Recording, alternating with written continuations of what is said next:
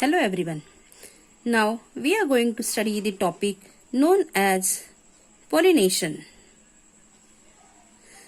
Pollination is the process of transfer of pollen grain from anther to stigma. It takes place in two methods, that is self-pollination and cross-pollination. Self-pollination is also called as autogamy. Cross-pollination is also called as allogamy. Auto meaning self, gamy meaning marriage, and here allo means different, gamy meaning marriage. The meaning itself conveys, the name itself conveys the meaning of self-pollination, autogamy, or the cross-pollination, that is the allogamy. Now let us see what is the self-pollination. In self-pollination, there is the transfer of anther, transfer of pollen from the anther to the stigma of the same flower. We have studied the structure of the flower. In that flower, anther is present, stigma is present. If the pollen grain from the same flower, pollen grain and the stigma, they come together, that is the male gamete and the female gamete unite of the same flower. It is called as the self-pollination.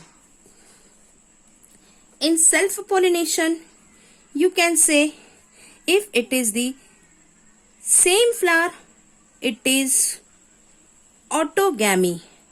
But if the male from the one flower and the female from the another flower and the female from the another flower, if they combine together, if the pollen grain of one flower fall on the stigma of another flower but of the same plant,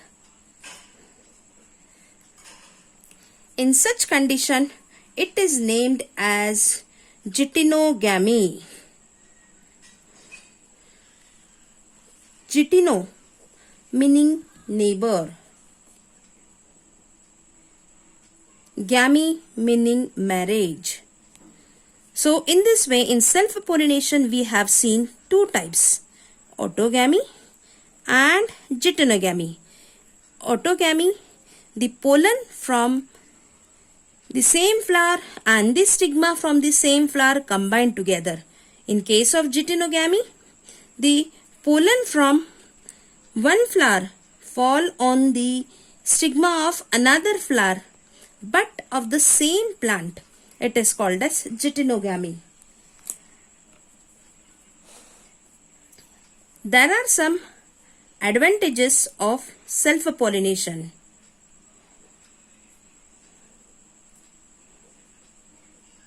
Advantages, they are the good points. Why self-pollination is good? Because in this case, advantages of self-pollination are least chance of failure. Least chance of failure means if the male and the female are from the same flower, then it is sure that pollination will take place. That is least chance of failure. The new species, the new plant which is formed, that is genetically pure. Genetically pure means the parent plant and the offspring, they are same to same. It requires no expenditure of energy, as the stigma and anther are of the same flower or of the same plant, less expenditure of energy.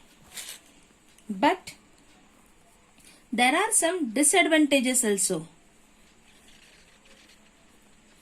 The disadvantages are the next offspring. There is less chance of evolution. Less chance of evolution.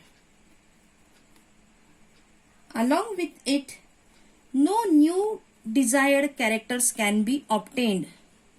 No new desired characters can be obtained. Self-pollination, same flower, same plant. There are some advantages: no failure, genetically pure, no expenditure. Disadvantages: less chance of evolution, no desired character can be obtained. Now let us study the next one, that is the cross-pollination. Cross, it means two different plants.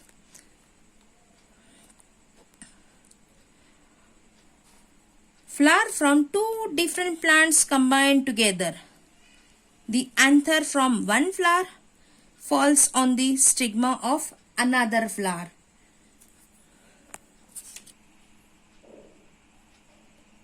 In cross-pollination, two plants are involved. In cross-pollination, two plants are involved but of the same species. Transfer of pollen from one flower to the stigma of another flower produced on the different plant with some dissimilar genetic makeup. In cross-pollination, there are two types, that is xenogamy and hybridization. If you talk about xenogamy, in xenogamy, example, papaya. Male is one plant, female is different plant. So, the transfer of anther from one flower to the stigma of another flower, that is called as xenogamy. We have taken the example of papaya. Next is hybridization. In hybridization, the transfer of pollen grain from anther to the stigma of flower of another plant belonging to some different species or different subspecies.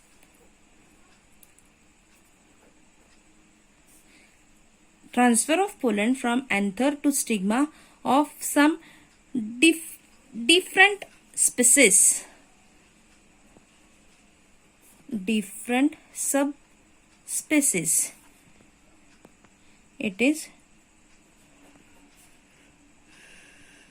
similar species, xenogamy. Hybridization, different subspecies. Xenogamy is a natural process, but hybridization is a artificial process. In hybridization, let us take the example of cotton. There are some advantages of cross-pollination. The first advantage is there is greater chance of evolution.